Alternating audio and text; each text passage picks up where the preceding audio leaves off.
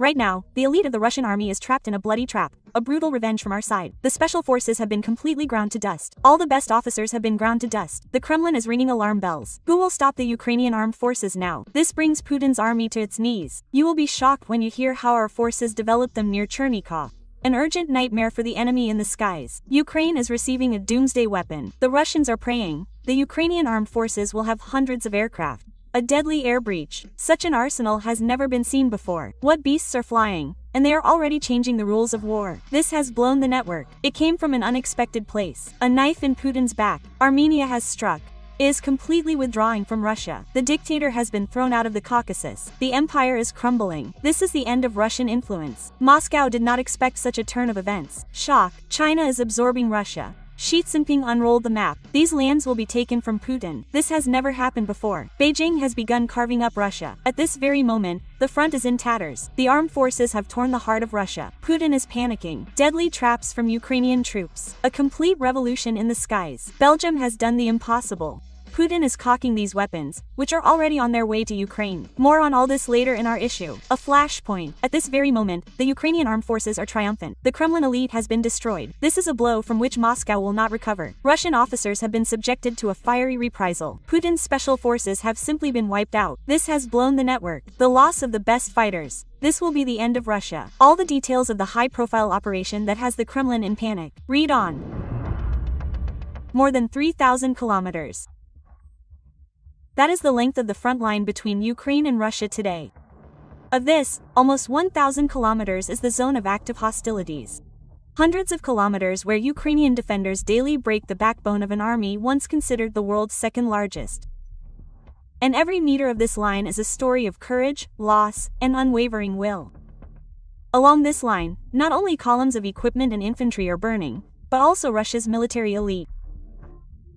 During the full-scale invasion, Ukrainian fighters eliminated dozens of special forces soldiers from the elite units of Senizh and Kubinka, those whom Russia itself calls the elite of the elite. The losses of such fighters are especially painful for Russia. Each of them is not an ordinary soldier, but a specialist who has undergone years of training. Training one such officer takes years and requires significant resources. You noted, I Want to Live, a documentary about the liquidation of a sabotage and reconnaissance group from the Senezh Special Purpose Center, operating in the Chernihiv region, was recently released.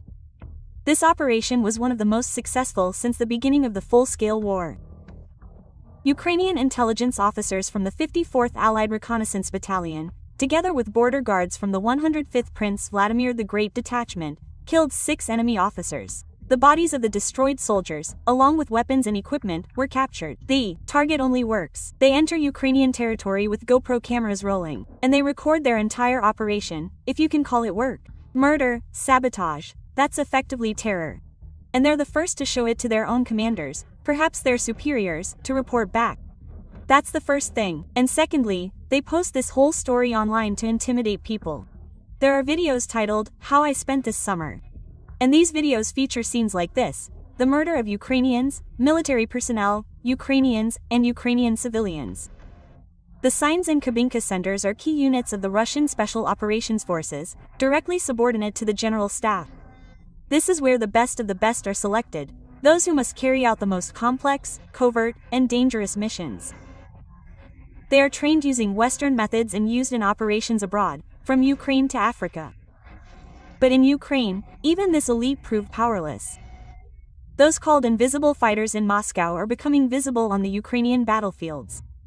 Hold, there you go, come here, now, I'm holding, go away, come on, 3 Che.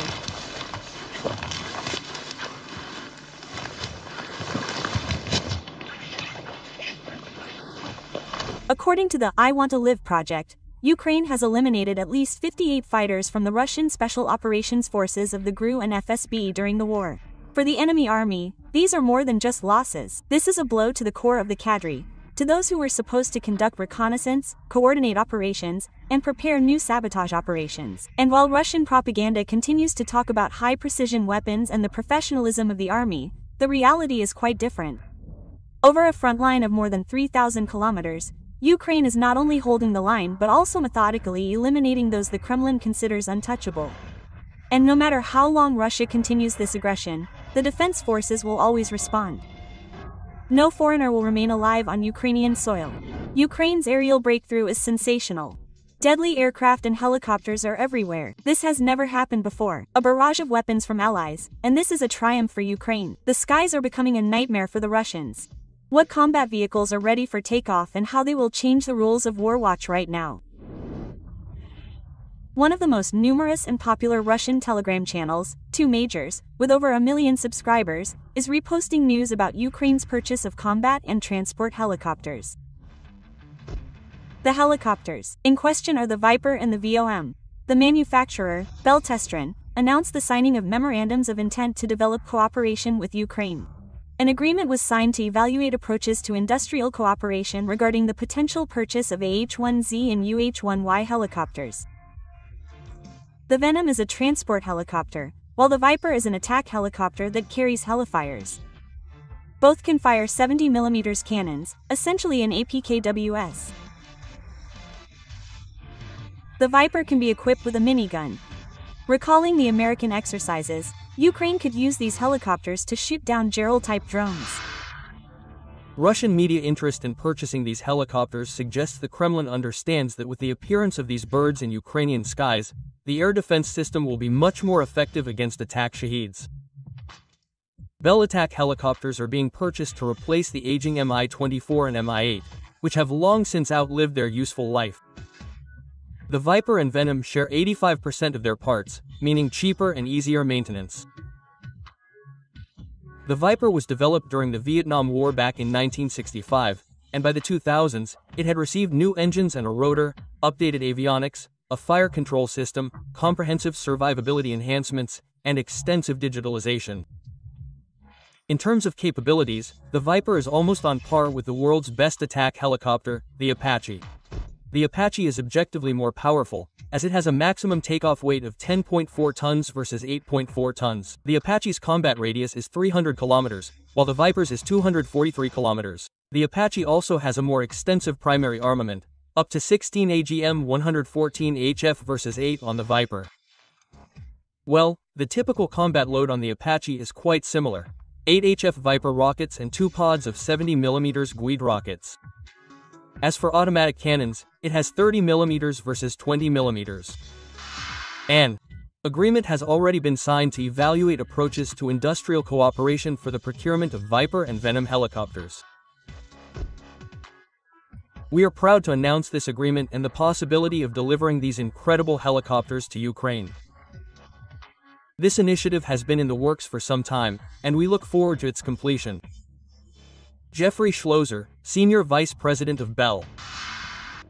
In addition to the purchase of transport and attack helicopters, Ukraine will soon receive another batch of F-16 fighters. The Belgian Minister of Defense stated that the new birds will enter service with Ukraine in early 2026, immediately after the new F-35 is delivered to Belgium.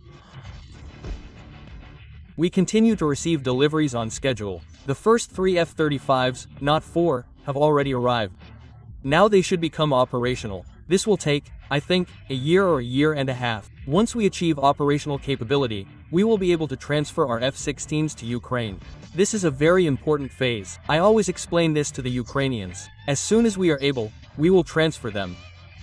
But don't forget that our country has DCA capabilities and plays a vital role in NATO's nuclear deterrence policy. This is the cornerstone of our doctrine.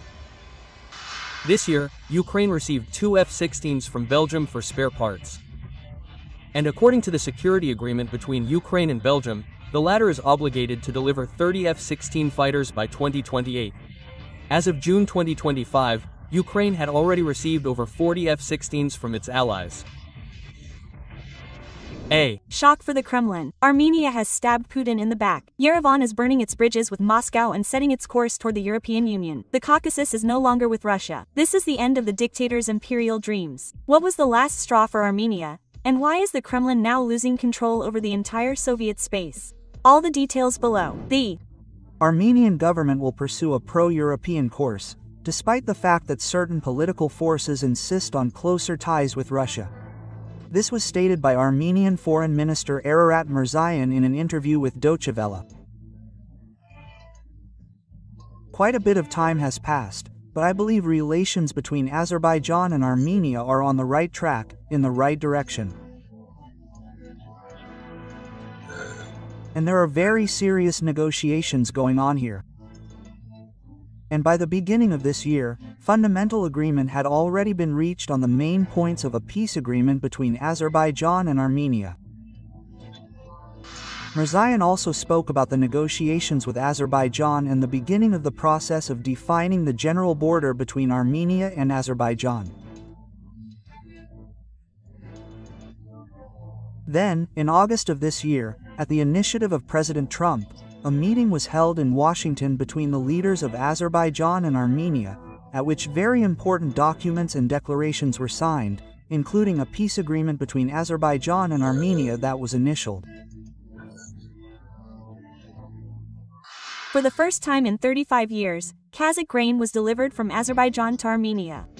Azerbaijani President Ilham Aliyev also announced a positive trend toward peace. Armenian Prime Minister Nikol Pashinyan assured that Armenia is technically ready today to ensure the transit of trucks through its territory from Turkey to Azerbaijan and vice versa. Just yesterday, the leader of Azerbaijan, the head of state of Azerbaijan, announced that Azerbaijan is opening up transit opportunities through its territory for Armenia. We then read the statement from the Armenian side. The Armenian leader stated that Armenia's territory is also open to transit shipments from various countries to Azerbaijan. The Armenian foreign minister speaks of Russia as a key partner in the economy and trade. However, the politician also points out that there were many issues on which Armenia and Russia reached agreement. However, on many other issues, the countries still have not reached a consensus. Democracy is our choice. We are deepening relations with the European Union and the United States of America, our strategic partners. Cooperation with other countries is our sovereign choice, our decision. So, either normal partners respect each other and each other's decisions, or this partnership needs to be renewed. According to Murat Mirzian, without waiting for an official application and response from the European Union, Armenia has already begun working with it, significantly deepening bilateral relations. In addition, negotiations are underway on several new documents. Work on a new partnership program has been completed. It will be signed within the next 3 months. Shock, China is squeezing out Russian territory. While the Kremlin is busy with the war in Ukraine, the Middle East is falling to Beijing. Putin is losing everything. The incredible is happening. The stump has burst in. Russia will be divided. What's really going on behind the scenes? And how does all this threaten the Kremlin? All the shocking details in the story. Russia is losing the Far East. Not officially, but in fact, the Far East has, without any exaggeration, become the most important factor in strengthening Russia's position in the world. Our flagship in the new global economic reality. While the Kremlin is busy with war, the region is quietly being divided between its neighbors, China and North Korea. I would call this a kind of, creeping takeover of creeping migration. Of course, control over the Far East still remains in Moscow's hands, but there are more and more Chinese there. They're playing an increasingly important role in the economy. But, as they say, today they play a major role in the economy, and tomorrow they'll play a major role in politics. Over 1 trillion rubles in Chinese investment sounds like aid, but it all revolves around trade, not regional development. China needs to use Russian resources cheaply, and, accordingly, they'll have that opportunity. And so I think that this economic dependence of these regions on China will only grow. Also, the Chinese haven't been guests in Russia for a long time. The East is simply unnecessary. It should, therefore, be handed over to the Chinese. That's how they want to put it. The Chinese can simply march in and that's it. And no one will resist here. There will be no one to resist and nothing to resist with. According to various estimates, up to 2 million people live from Vladivostok to the Urals. So, what's called populating these territories with Chinese, and in various forms? These include both the migrants themselves and, mixed marriages that produce children, and, accordingly, these regions are becoming increasingly tied to China. Now about North Korea. Over the past year alone, more than 15,000 North Koreans have officially arrived in the Far East, while unofficially, up to 50,000. And that's not the limit. 153,000 new labor contracts have already been ordered. Russia currently has a shortage of its own labor force, due to the number of people killed in the war, and, consequently, demographic problems remain. So, yes, there aren't enough of its own. North Korea, in this sense, is an excellent supplier of labor resources, because its people are disciplined and, accordingly, know how to march in formation in every sense of the word. So, it turns out that Moscow has handed over the region for temporary use. But why? Putin doesn't care about people he thinks are easy to control. Maybe not himself, but because of this, he's confident these people won't start a revolution or protest against Moscow's actions. He thinks they're very convenient people. And it would be good for Russia to be populated by them, but they're precisely the kind of convenient people who could do anything with their own people. But everything comes at a price. And the longer the Kremlin turns a blind eye, the more pressing the question becomes: who really controls the Far East? In reality, of course, Russia is a vassal of China, used primarily by China to exert pressure on Europe. And we understand that the global confrontation is, of course, not between Russia and NATO. No, but between China and the United States, China and Europe. In this case, today's Russia is a watchdog that obeys its master's every command. So what next? Could the Far East yet return to Moscow's real control, or, conversely, will China and North Korea's influence only grow? The influence of China and North Korea will only grow. And, accordingly, China will decide for itself. Will it need to legally take over all of this, or will it be enough to have, well, complete economic control today, and complete political control tomorrow? It seems that while Putin is focused on seizing foreign territory, he is gradually losing his own. And ironically, these territories are being seized not even by enemies, but by the Kremlin's allies. The war is urgently at its breaking point, the front is cracking, the Russians are suffering catastrophic losses, and the Ukrainian armed forces are setting deadly traps. The occupiers are in the crosshairs, equipment is burning, and Putin's military machine is falling apart before our eyes. Meanwhile, the Ukrainian armed forces have burst into the very heart of Russia. Regions are ablaze. What is happening at the front right now? All the details below.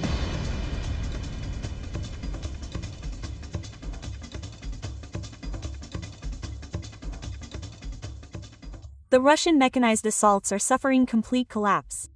Equipment is burning in all directions, and the occupiers are being transferred to motorcycles.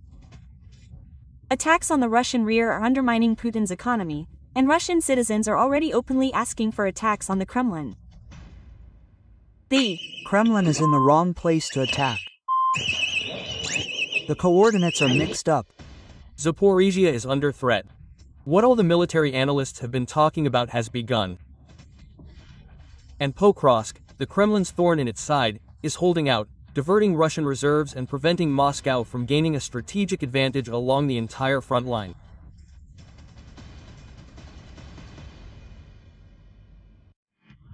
Russia is trying to take advantage of the last few weeks of good weather and advance as far as possible along the front. This explains the record losses of enemy heavy equipment in October compared to the entire year 2025. In the last 24 hours alone, 2 tanks and more than a dozen armored combat vehicles were destroyed. Small infantry assault groups could theoretically advance, but certainly not to great depth. This may indicate that an attempt at a mechanized offensive is underway right now, aimed at breaking through the front line and widening it by at least 6 to 8 kilometers. What was written in military textbooks and field manuals is to advance, well, at least a few dozen kilometers. Heavy equipment is used for this. The Most trained assault units, both in terms of equipment and personnel, are traditionally concentrated in the Pokrovsk sector. However, round-the-clock attacks are not producing the desired results for the occupiers. It is now clear that, despite the enemy's superior forces on all fronts, including the Pokrovsk sector, which remains the most active and where the Russian army is attacking the most, we are talking about the fact that the Russians are unlikely to repeat such frontal actions today, because, obviously, the 51st Combined Arms Army, which is attacking in this sector, currently faces other problems. Chief among them is the encirclement of Russian forces near Dobropoli. For about a month now, Moscow has continued to attempt to redeploy reserves there, significantly dispersing the efforts of the Russian group. As a result, all that has been achieved in the Pokrovsk issue are a few sabotage and reconnaissance groups on the outskirts of the city. Indeed, counter-sabotage is very active today, and, accordingly, this is the main task for the defense forces. Drive the Russians out of urban buildings as much as possible, because engaging in urban combat is the Russians' goal at this stage to consolidate their position in the city, thus awaiting reinforcements from other forces. Meanwhile, the Zaporizhia sector appears to be another hot spot. After Pokrovsk, this is the second place where the Russians are attempting to break through with large mechanized columns. However, they are also failing to achieve results. The situation has reached the point where even those who usually praise all the wise decisions of the command are forced to change their rhetoric. The enemy will easily provide you with 30 rifles per tank. Accordingly, a tank won't withstand any 30 rifles. That's all there is to it. Go to all those experts who are pushing for the continuation of the recruitment of personnel to reset the column count. However, the losses in the large offices of the occupiers have long since stopped being counted. The main thing is to ensure advancement at any cost, and where it's lacking, to at least demonstrate adequate pressure. I believe it's crucial for the enemy to get as close as possible to the regional capital of Zaporizhia. Control of this town would not only allow Vladimir Putin to claim control of the entire Zaporizhia region, but also seriously disrupt the infrastructure, primarily the industry of this regional center. In the south of Zaporizhia, there are quite large distances between towns and villages. This means the enemy has the ability to maneuver their forces and assets. Moreover, these maneuvers are currently aimed primarily at controlling Ukrainian logistics. After all, a large weapons hub in the form of the regional center allows the Ukrainian armed forces to quickly deliver ammunition and reserves. In the Poltavka-Malinovka U.S. Spenovka sector, Russian infantry is conducting regular assault operations, primarily using prisoners and other thugs. The logistics situation is roughly the same as in all directions. The Russian armed forces are attempting to control all transport routes by creating a carousel of drones, including using optics. However, attempts to quickly pass the kill zones sometimes end in funny incidents, such as this self-destruction on a damaged vehicle. They were heading for an attack, but due to the smoke from smoke bombs, they failed to notice a disabled armored vehicle and crashed into it one after another. Meanwhile, intense fighting continues in the Russian rear. For example, a strike with drones and Storm Shadow cruise missiles yesterday appears to have permanently shut down the Bryansk chemical plant.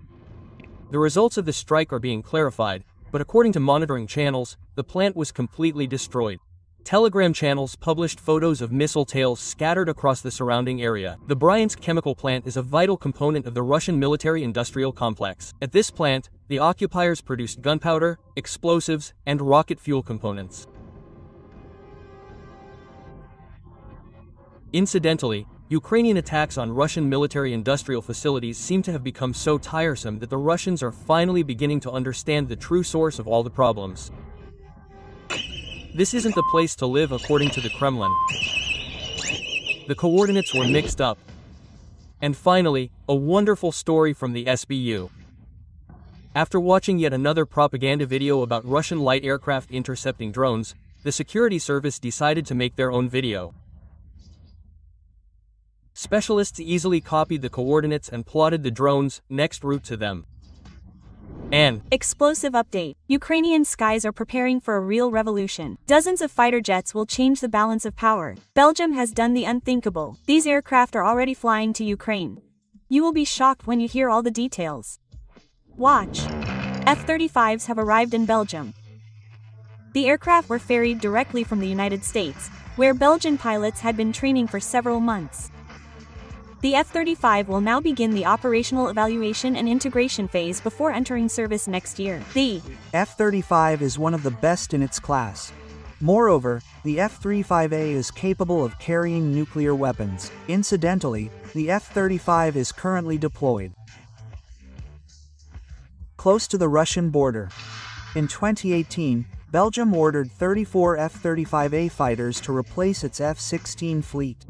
The country subsequently decided to increase the order to 45 aircraft. The new aircraft will be based at Lorens and Kleine Brogel air bases. The F-16 fleet is expected to be fully replaced by 2028. Ukrainian pilots are training in Belgium to master aircraft technology.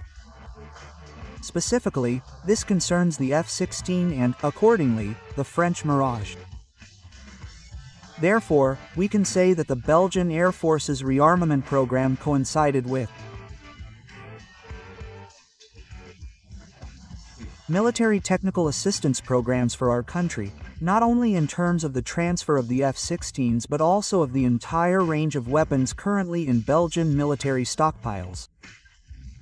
The Belgian government has repeatedly stated that the timing of the delivery of Belgian F-16s to Ukraine depends on the receipt of new F-35 aircraft for the Belgian Air Force. This is part of the Belgian Air Force's rearmament program, which, envisaged replacing the aging F-16s with F-35s. It should be noted that the Belgian side stated that it would transfer the F-16s for Ukraine's needs even before the F-35s arrived. And it should be noted that the Belgian side kept its word. Belgium intends to transfer up to 30 F-16s to Ukraine by 2028, making the country the largest donor of this type of aircraft. In April 2025, Belgian Prime Minister Bart De Wever announced that Belgium would transfer 2 F-16 fighter jets to the Ukrainian Air Force in 2025 and 2 more the following year. This is not the first aid package Belgium has provided to Ukraine. In May 2025, the Belgians prepared a €1 billion aid package for our country. This included military equipment and weapons, more than half of which were of Belgian origin. We are announcing a €1 billion package in 2025. And we will allocate €1 billion each year for defense needs. In April 2024, Belgium contributed approximately €200 million to a German initiative to procure air defense systems for the Ukrainian armed forces. In May 2025, Belgium announced and transferred 20 modernized Cerberus systems to Ukraine as part of this military aid. In 2024, Belgium joined the Czech Republic's program for the transfer of 155mm artillery shells for the Ukrainian armed forces. At that time, the Belgian side contributed approximately €200 million to this program and purchased approximately 50,000 pieces of equipment for the Ukrainian armed forces. Furthermore, the Belgian side announced and transferred 3 Caesar self-propelled guns worth €12 million to the Ukrainian side. Each one.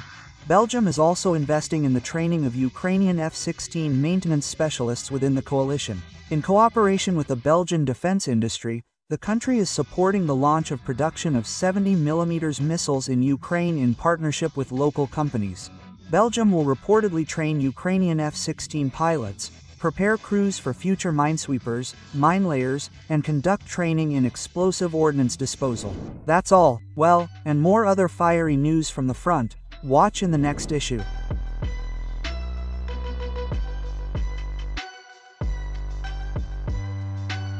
H.